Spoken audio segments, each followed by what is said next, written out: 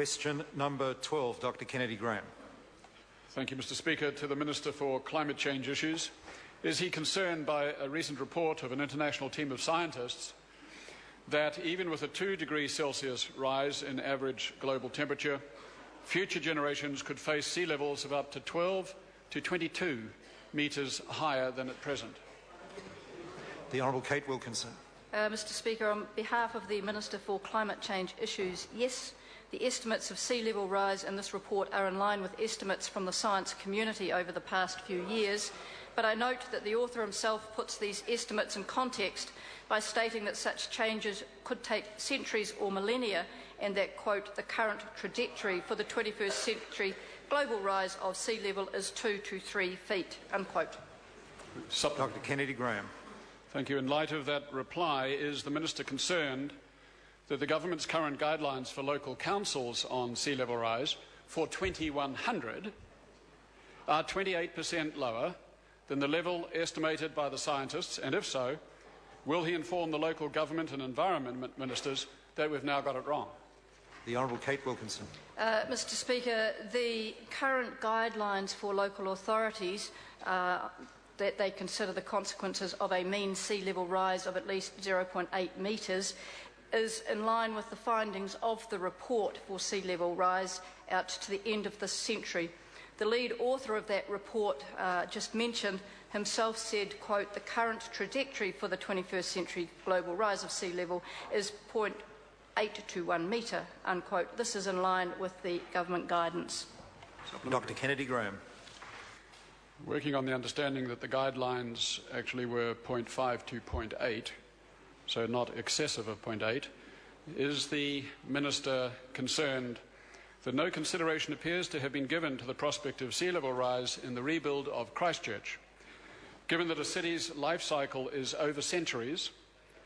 And will he now act on my report of August 2011 that the rebuild should account for a sea level rise of 2 metres by 2100?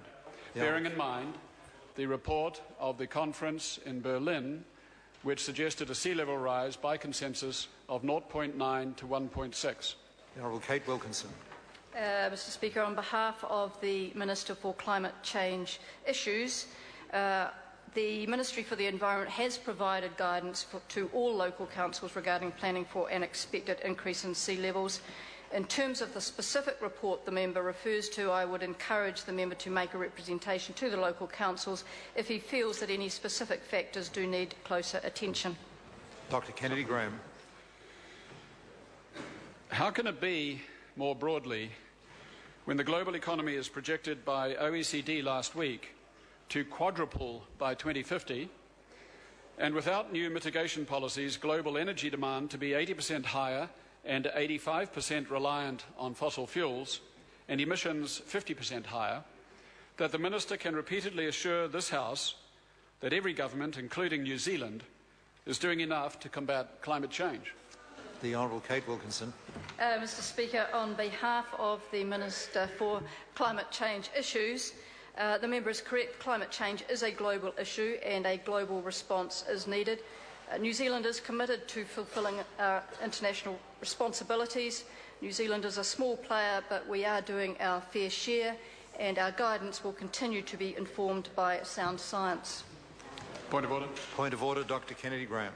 Just to seek leave to table two documents by the report by the Geological Society of America in Geology Online, dated 19 March, headed Implications of Global Sea Level for Antarctica Deglaciation. Leave us sort of table that document. Is there any objection? There is no objection. Second document, OECD report 2012 of last week, Environmental Outlook to 2050, Consequences of Inaction. Leave us sort of table that document. Is there any objection? There is no objection. And that brings to a close questions for oral answer today. Would some honourable member care to move that the House take note of miscellaneous business? Mr.